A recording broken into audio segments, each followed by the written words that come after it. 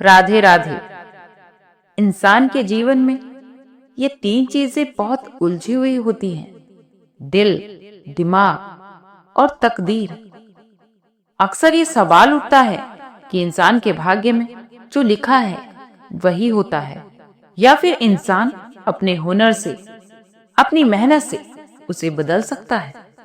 आपको क्या लगता है कि भाग्य बड़ा है या बुद्धि? आइए आज हम आपको ये बात एक कहानी के माध्यम से समझाते हैं। कहानी शुरू करने से पहले मेरे चैनल को सब्सक्राइब करें, लाइक करें और कमेंट में राधे राधे लिखना ना भूलें। आइए तो चलते हैं। एक छोटे से गांव में रमेश नाम का किसान रहता था। रमेश अपनी ईमानदारी और मेहनत के लिए बहुत प्रसिद्ध था, लेकिन उसकी किस्मत ने उसका साथ छोड़ दिया था।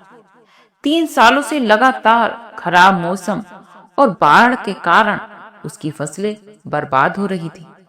वह दिन रात खेत में काम करता, लेकिन उसकी मेहनत व्यर्थ ही चली जाती। एक दिन जब उसकी फसल पूरी तरह सूख गई तो रमेश टूट गया। वह गुस्से और निराश में खेत के पास एक पुराने बरगद के पेड़ के नीचे बैठ गया। उसकी आंखों में आंसू बह रहे थे। उसने ऊपर आसमान की ओर देखते हुए कहा, क्या मेहनत करना व्यर्थ है? अगर भाग्य मेरा साथ नहीं देगा तो मेरी बुद्धि और मेरी मेहनत का क्या मतलब? उसी समय पेड़ की एक शाखा पर बैठा एक सुंदर नीलकंठ पक्षी उसकी ओर देख रहा था। उसकी नीली हरी पंखों की चमक किसी रत्न के समान थी। रमेश को इस पक्षी की उपस्थिति ने थोड़ी शांति दी। अचानक रमेश ने देखा कि पंछी ने उसकी ओर देखते हुए कहा, रमेश, तुम्हारे सवाल का उत्तर कर्म में छिपा है। मैं तुम्हें सच्चाई तक पहुंचाने में मदद करूंगा, लेकिन तुम्हें कुछ परीक्षाओं का सामना करना होगा। रमेश चौंक गया। उसने पूछा, तुम कौन हो और मैं कैसे विश्वास करूं कि तुम्हारे पास मेरे सवालों के उत्तर हैं? नीलकंठ मुस्कुराए और कहा, मैं केवल तुम्हारा मार्गदर्शन कर सकता हूं। उत्तर तुम्हें खुद खोजना होगा। अगर तुम तैयार हो तो मेरे निर्देशों का पालन करो। रमेश ने सहमति जताई। उसके मन में एक नई ऊर्जा जागी। नीलकंठ ने रमेश को 2 छोटे बीज दिए और कहा, इन दोनों बीजों को अलग अलग खेतों में बो।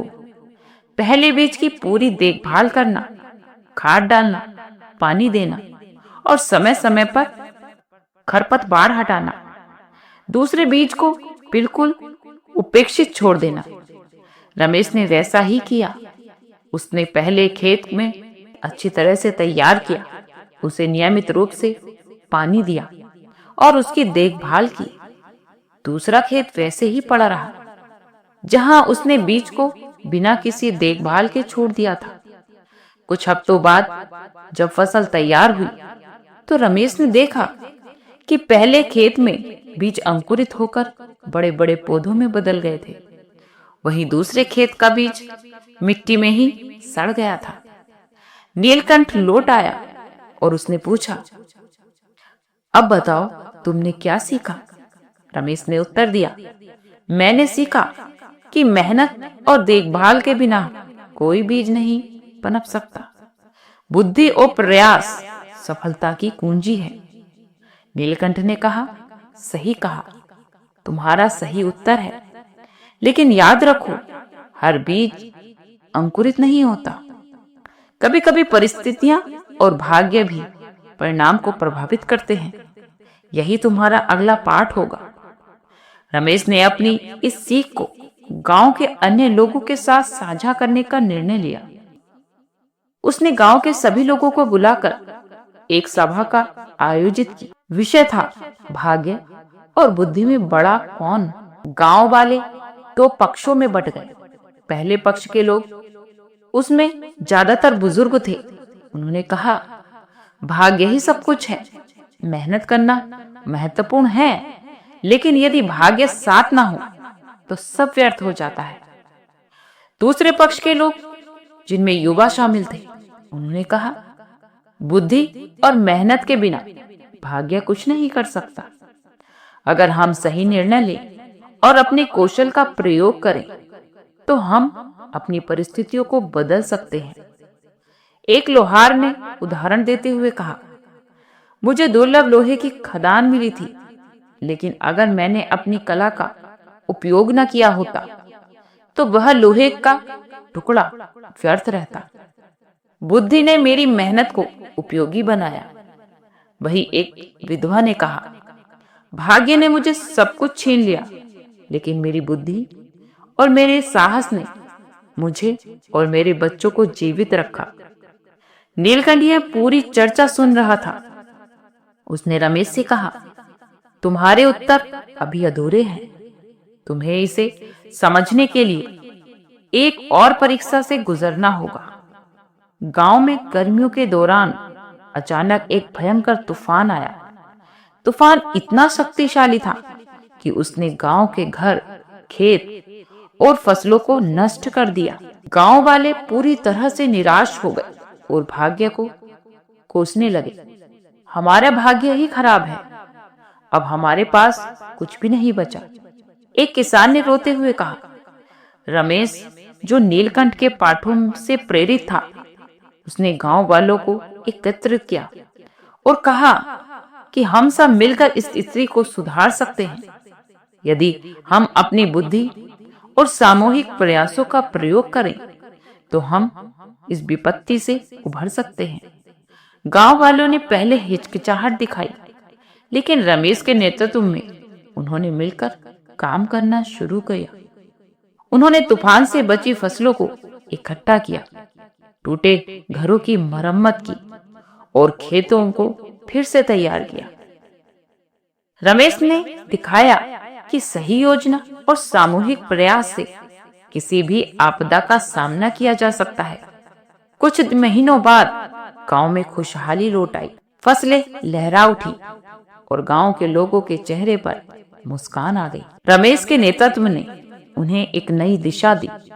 एक दिन नीलकंठ फिर से रमेश के पास आया और पूछा, अब बताओ, भाग्य और बुद्धि में कौन बड़ा है? रमेश ने आत्मविश्वास से कहा, बुद्धि के बिना भाग्य व्यर्थ है, लेकिन भाग्य के बिना बुद्धि भी अकेले कुछ नहीं कर सकती। दोनों का संतुलन ही जीवन का आधार है। नीलकंठ ने रमेश के उत्तर को सराहा और कहा, तुमने जीवन का सत्य समझ लिया है।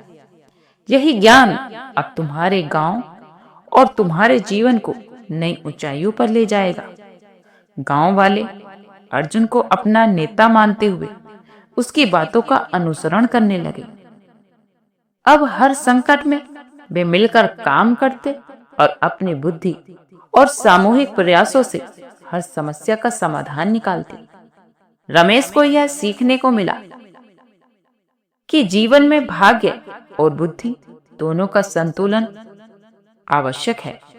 मेहनत और सही निर्णय से ही भाग्य का सही प्रयोग किया जा सकता है। नीलकंठ ने अपनी उड़ान भर ली, लेकिन उसके द्वारा दिए गए पाठ रमेश और उसके गांव के दिलों में हमेशा के लिए रह गए। ये कहानी हमें यही सीख देती है कि जीवन में केवल भाग्य पर निर्भर रहना या केवल बुद्धि और मेहनत पर भरोसा करना पर्याप्त नहीं है। सफलता का रहस्य दोनों के संतुलन में छिपा है। मेहनत और सही निर्णय हमें भाग्य के खेल में विजयी बना सकते हैं। भीड़ से निकलकर सब कुछ जानना का मतलब ये नहीं है कि आप सब कुछ छोड़ दें, बल्कि इसका अर्थ ये है कि आप अपने विचारों और अपने फैसलों को अपने भीतर से उत्पन्न करें, न कि बाहर से प्रभावित होकर। खुद को जानने के लिए सबसे पहले दूसरों के विचारों से छुटकारा पाना होगा। आपकी अपनी सोच तब तक नहीं उभरेगी जब तक कि आप दूसरों के दिए गए विचारों को छोड़ न दें। ये खोज किसी बाहरी यात्रा की तरह नहीं है कि आपको कहीं जाना पड़े, बल्कि ये यात्रा तो आपके भीतर ही है। लेकिन इस यात्रा पर जाने के लिए सबसे पहले आपको अपने भीतर से सारा कचरा साफ करना होगा, सारी गंदगी को निकालना होगा। जो समाज ने आपके अंदर भर रखा है वो आपके ऊपर डाल रखा है। आपको एक एक चीज की गहराई तक जाना होगा। जो कुछ भी आपको बाहर से मिला है आपको उसे परखना होगा और धीरे धीरे हटाना होगा। आपने दूसरों के कहने पर परमात्मा को माना है, लेकिन जब तक आप उस बाहरी परमात्मा के भरोसे रहेंगे तब तक आपके भीतर के सच्चे परमात्मा का अनुभव नहीं हो सकता। जब आप झूठे भरोसे और मान्यताओं को छोड़ देते हैं तभी सच्चाई आपके सामने प्रकट होती है। जैसे ही बाहरी परमात्मा का भ्रम टूटता है तब आपके भीतर के परमात्मा जागृत हो जाते हैं। आप उन जंजीरों से मुक्त हो जाते हैं जो अब तक आपका जीवन उसमें जकड़ा हुआ था।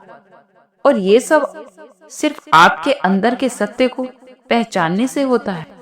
ये सत्य आपको ये समझने की शक्ति देता है कि आप इस संसार से अलग नहीं हैं, बल्कि आप तो इस संसार के ही एक अभिन्न अंग हैं।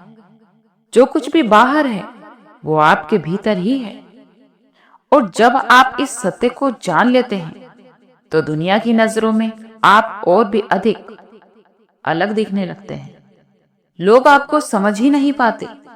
वो आपकी शांति और आनंद को देखकर चकित रह जाते हैं। वो आपसे पूछते हैं कि आखिर आपको ऐसा क्या मिल गया जो उनके पास नहीं है। लेकिन सच कहें तो आपको कुछ मिला नहीं, बल्कि आपने तो वो पाया जो आपके ही अंदर था, आप ही के पास था, लेकिन कभी आपने उसे देखा नहीं था।